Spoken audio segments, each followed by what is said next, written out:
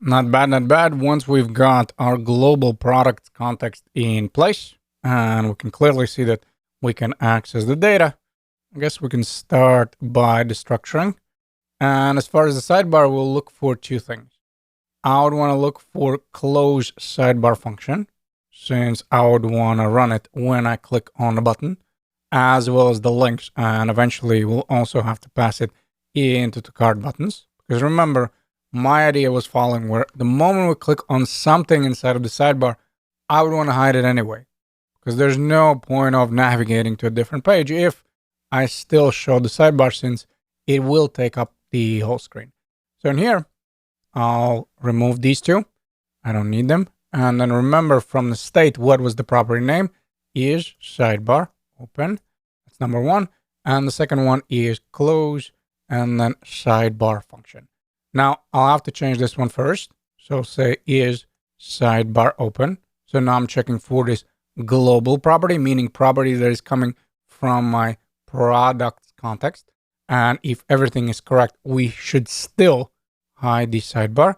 And if we want to double check that, let's just go to the product context and set this up as true, just to make sure that we're getting the correct values and everything works. Once we save, we should see this sidebar.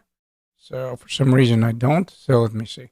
Maybe I just need to refresh, and there it is. Once I refresh, of course, I can see the sidebar. So now let me go back to false. And as a side note, as far as this refreshing, it looks like I'm gonna have to do a little fix in my setup, and I'm gonna cover that in the next video. In this video, unfortunately, you'll have to see me refreshing each and every time we make some changes, and I'll talk about it in the next video. Why is that happening, and what is going to be a quick fix? So let's navigate back to the sidebar. So we have right now our global property is sidebar open, which of course just checks whether it is true. And let me just make sure that it is false. Yep, it is. And then once I click on a button, of course, I would want to run close sidebar. So let's set up here on click. And this is going to be equal to close sidebar function.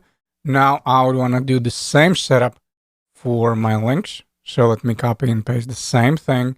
So in here I have the link, and I would want to set up my on click. So, and I would also want to do it on the checkout, and eventually also I would want to do it where I have my card button. So let me navigate to my card buttons. Notice here again, I'm using the use products context.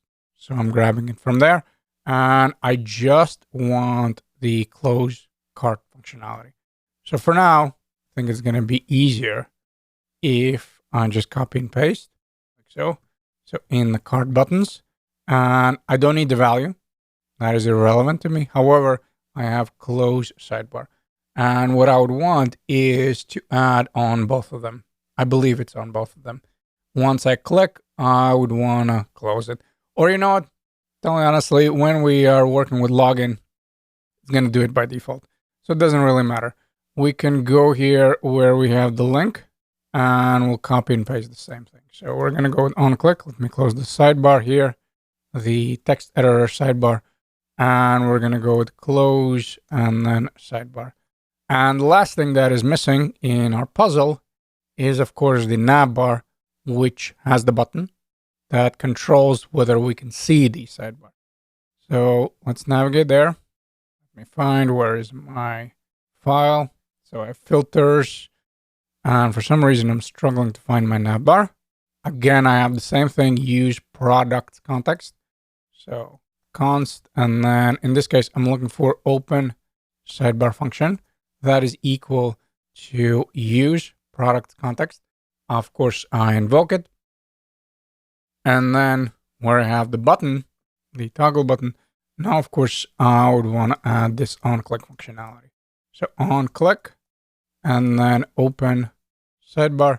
And I'm going to save. I'm going to navigate to the bigger screen. And in this case, I'll have to refresh just to make sure that everything works. I'm going to go to the smaller screen. Notice now I have my button. Once I click, I can see the sidebar because now, of course, we change the global property. I have all my links. I can close it like like so. And then I can open it up again. And then once I click on one of the links, again, I close the sidebar. That was the whole point because, again, otherwise I wouldn't be able to see the page. And the same works if we go to the cart. Again, login will eventually do that anyway by default. Since, again, long story short, it's just going to do it by default.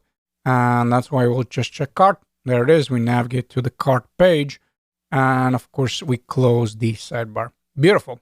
We have sidebar in place. We have nav bar. And now we can proceed to the next step in our application.